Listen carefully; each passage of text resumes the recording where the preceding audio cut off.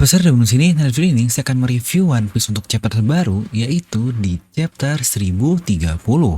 Nah, mari tanpa basa-basi lagi, kita langsung saja. Wadaw!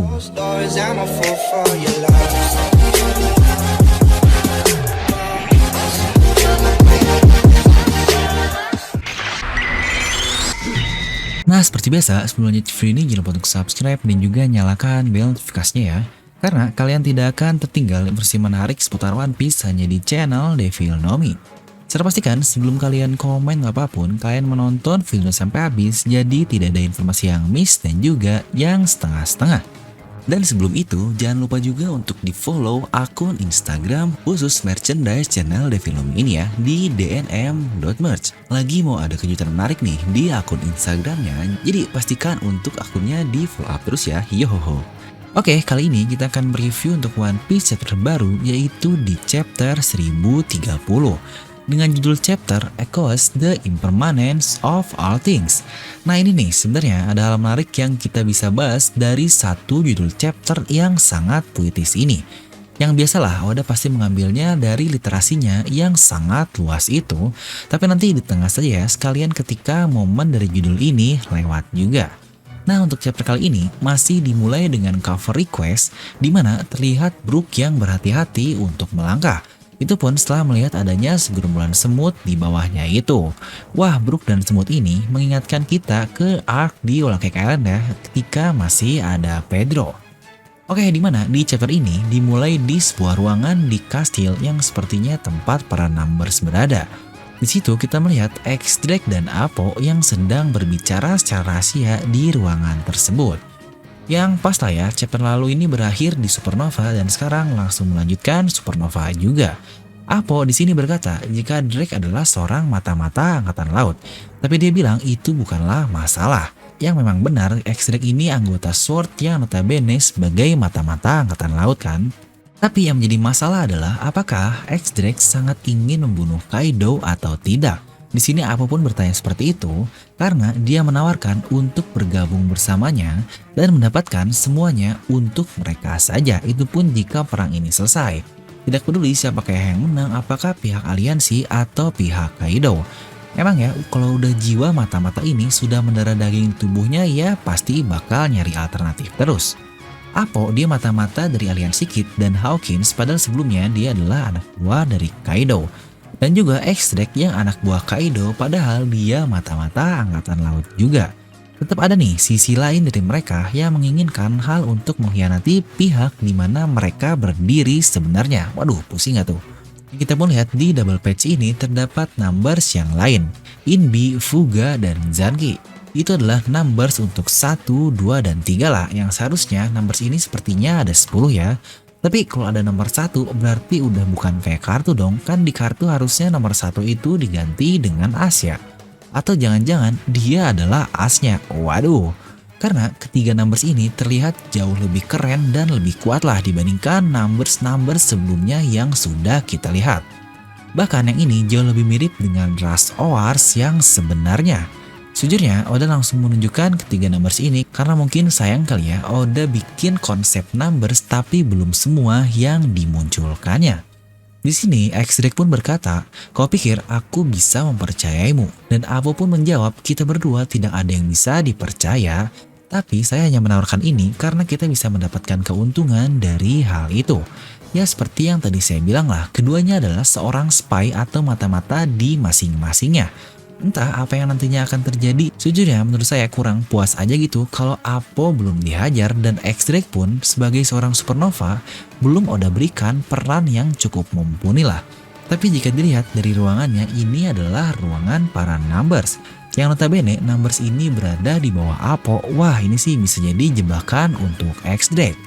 Berpindah ke tangga antara lantai 2 dan lantai 1, di situ kita melihat timnya Usopp, ada Nami, Tama, Speed, Gazelman, dan kita juga melihat Hamlet yang membawa Komachio yang terbaring. Dimana tiba-tiba mereka mendengar seorang yang berteriak karena melihat monster aneh di lantai 1 itu.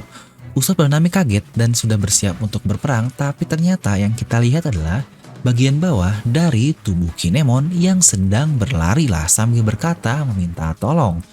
Ingat tubuh bawah Kinemon ini bisa berbicara ya dengan kentutnya itu. Usopp pun menangkapnya dengan memegang kakinya. Sebentar-sebentar, apa yang kau lakukan? Kau Kinemon kan? Dan Kinemon pun menjawab lagi dengan kentutnya itu, apa ini? Aku adalah Kinemon dan aku sedang mencari temanku. Di sini Usopp pun menjawab, aku adalah temanmu. Dan Usopp melihat tubuh Kinemon yang berdarah sangat banyak sekali dan bertanya, apakah kau baik-baik saja? Di sini pun Nami berkata, sepertinya dia tidak bisa mendengar kita karena dia tidak punya telinga kan? Ya memang benar sekali. Dan akhirnya Nami pun bergerak ke arahnya dengan menggambar lambang bulan sabit di kakinya atau lambang rebel lah. Di situ pun akhirnya Kinemon sadar jika mereka adalah temannya dan akhirnya langsung menceritakan semuanya. Wah, Nami ini benar-benar IQ-nya sangat tinggi banget ya, dia pintar sekali.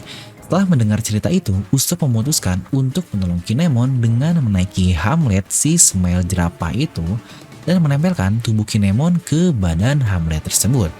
Dan bersamanya, mereka akhirnya mencari Kinemon dan situ pun Kinemon berkata, jika temannya terluka sangat parah sekali yang kita pun tahu itu adalah Okiku. Nah, langsung ke tempat Kinemon juga diperlihatkan. Di sini kita lihat tubuhnya benar-benar terbelah menjadi dua. Dan kita juga di situ melihat Kanjuro yang terbaring dan Kiku yang sudah berdarah-darah juga. Kinemon merasa aneh karena bisa hidup setelah tubuhnya terpotong menjadi dua itu. Dia berkata impact yang diterima dari tusukan Kaido itu sangatlah kuat sekali. Apa mungkin potongan yang Tuan Toro belikan tubuhnya itu tidak bersatu dengan benar? Ini sebuah keajaiban. Jika Kiku bisa diselamatkan, wah ini akan sangat baik sekali. Itu adalah kata-kata dari Kinemon. Yang sejujurnya saya masih merasa sih jika ini malah menjadi plot armor yang terlalu dipaksakan sih. Ya walaupun cukup make sense. Karena sebelumnya dia pernah dipotong-potong oleh Torao. Nah tiba-tiba terdengar suara dari dinding musi di sebelahnya. Dan itu adalah suara dari Orochi yang berkata, "Hei Kanjuro, jawab aku." Kinemon berkata, bukankah itu suara Orochi ya? Tapi Kanjuro sudah mati. Yang ternyata lagi si Kanjuro ini masih hidup dan menjawab, jika saya masih hidup tapi saya berada di nafas terakhirku. Dan Orochi pun menjawab lagi, oh selamat atas peran luar biasa yang kau mainkan. Kita lihat bagaimana mereka semua berkata tentangmu nanti. Di sini Orochi sambil terus berkata, masih ada satu tugas lagi bagi para leluhur yang kita telah menunggu. Gambarlah sesuatu yang luar biasa satu kali lagi. Ayo gambar sekarang Kanjuro. Gambarlah dendam luar biasa yang dimiliki oleh klan Kurozumi. Akhiri semua yang ada di kastil ini sekarang, biarkan mereka semua tenggelam dalam kegelapan yang abadi. Ujung dari kematian ini akan menjadi kuburan kita. Tenangkan jiwa kita, tenangkan dendam kita. Wah ini sih menurut saya sebuah speech yang sangat luar biasa dari si bangsat satu ini. Dan akhirnya Kanjuro pun menggambar iblis api besar yang bernama Kazenbo. Dan ini adalah akting terakhir dari Kanjuro sebagai klan Kurozumi. Di mana gambaran api dari gambaran Kanjuro tersebut dapat menembus tembok sekalipun. Dan siapapun yang mengenainya akan langsung terbakar. Itulah yang sebenarnya menjadi judul dari chapter kali ini, Echoes the Impermanence of All Things atau Gemakan ketidakkekalan dari semua hal. Ini sebenarnya diambil dari sebuah kisah Heiki yang berkata tentang suara bel dari sebuah cerita itu yang disebut sebagai Gion Soka Echoes of the Impermanence of All Things, yang tepat menjadi judul di chapter kali ini dan diambil sama persis juga. Mereka ini dikatakan seperti mimpi di malam semi atau debu di tengah angin. Tepat juga seperti kata-kata Orochi tentang balaskan dendam leluhur-leluhur kita, dan ini akan menjadi kuburan kita. Karena arti dari bel tersebut adalah banyaknya kematian yang akan datang. Jujurnya jika saya hubungkan dari perkataan itu dan juga judul chapter kali ini, sebenarnya itu akan ada hubungannya dengan jatuhnya Onigashima di Wano Kuni nanti.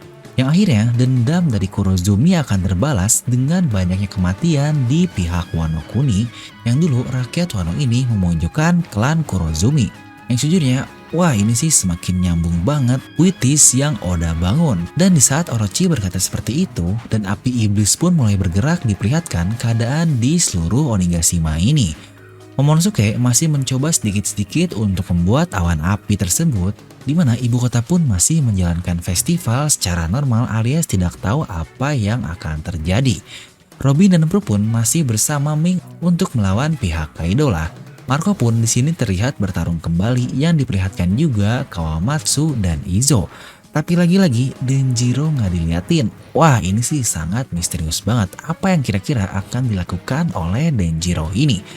Yang akhirnya si Pinol sudah tidak diperlihatkan lagi di ruangan tamu tadi, yang untuk lokasinya di sini ada gambar sengaja tidak jelas lah biar kita tidak tahu dia ada di mana. Tapi yang aneh adalah hanya terlihat 2 orang saja dari yang sebelumnya ada 3 orang. Di sini kita juga melihat Zoro, Sanji, dan Luffy yang masih bertarung. Ya kelihatan simpel sih, tapi ini keren parah. Orochi pun dia sedang duduk di sebuah gudang di kastil sambil tertawa. Aliansi Kozuki, Kaisar Lautan lah, kau semua sudah membawa Kinku dalam waktu yang lama. Aku tahu Kaido di dasar dari kastil ini kau menyimpan banyak senjata-senjata kan? Toh akulah yang membuat semuanya. Bakar semua Kanjuro dan jangan telat Fukurokuju, kita harus berhasil kabur. Aku tidak peduli dengan apa yang terjadi di perang antara para bajak laut ini.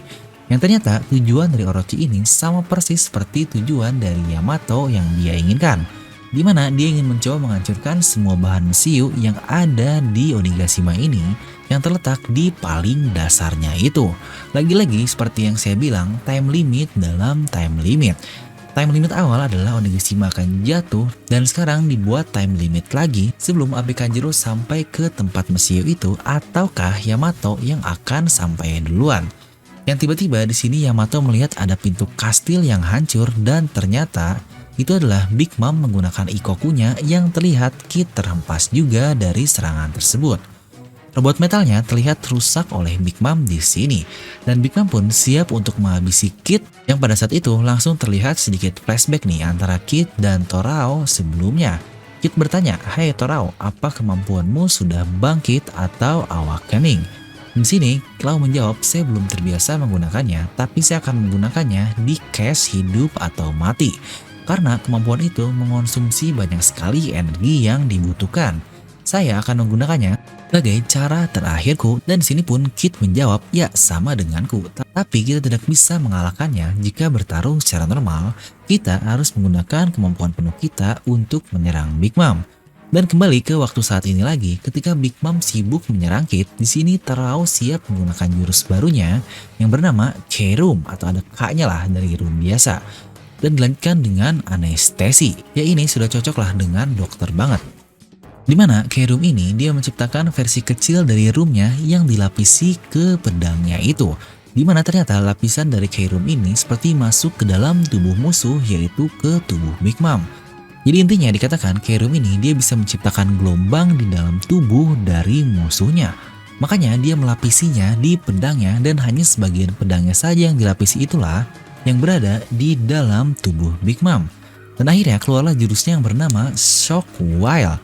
Dia menggunakan shockwave yang luar biasa kuat di dalam dari tubuh Big Mom ini. Yang akhirnya kita lihat Big Mom berteriak dengan kesakitan yang darah keluar dari mulutnya dan asap pun keluar juga. Para homisnya kaget melihat Big Mom sampai seperti itu dan dia juga melihat Lau dengan kesal sekali. Oke, ini benar-benar sangat gila parah. Satu serangan pertama di serial One Piece ini yang berhasil masuk ke Big Mom. Dimana dia sebelumnya terlihat terluka cuma karena Mother Carmel saja. Ya setidaknya itulah yang diperlihatkan di manga lah, dia mau ditonjok kayak mau diapa kayak belum terlihat darah dari Big Mom ini. Tapi efek keluar asap ini sebenarnya cukup mirip dengan Gamma Knife-nya kepada Doflamingo lalu. Ya bedanya ini tubuh Big Mom sih seorang Yonko, jika itu saja bisa masuk berarti squad itulah jurus dari Lau ini. Nah lanjut di saat Big Mom fokus ke Torao, di sini Kid pun memberikan kemampuan magnetnya atau Jiki Nominya kepada Big Mom alias awakeningnya itulah dengan nama Assign. Dan dengan kemampuan itu Kid bisa mengubah Big Mom dia menjadi sebuah magnet raksasa karena awakeningnya yang tadi itu. Dimana semua metal lah, senjata lah yang ada di daerahnya menempel ke arah Big Mom ini. Karena lagi-lagi seperti yang dikatakan, Assign ini membuat Big Mom menjadi sebuah magnet. Dan dengan satu impact yang luar biasa, karena tubuh Big Mom juga menjadi magnet yang luar biasa kuat, akhirnya semua metal bersatu ke tubuh Big Mom. Dan dia teriak sangat keras sekali. Ya mungkin kita akan analisis sedikit aja ya dari kemampuan kedua supernova ini, ya biar fullnya di breakdown nanti.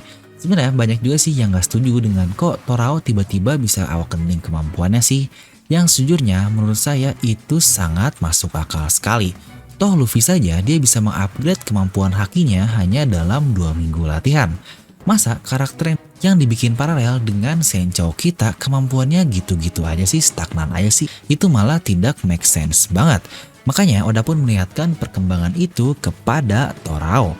Yang tetap aja dia juga bilang jika kemampuan awakeningnya cuma last resource saja. Yang berarti itu bukan semacam instant power up lagi. Tapi untuk Kid, ya kita memang nggak tahu lah untuk Kid ini full powernya seperti apa. Jadi sangat wajar sekali jika dia bisa mengawakeningkan kemampuan buah iblisnya. Yang ternyata dia juga bilang memang belum sempurna juga.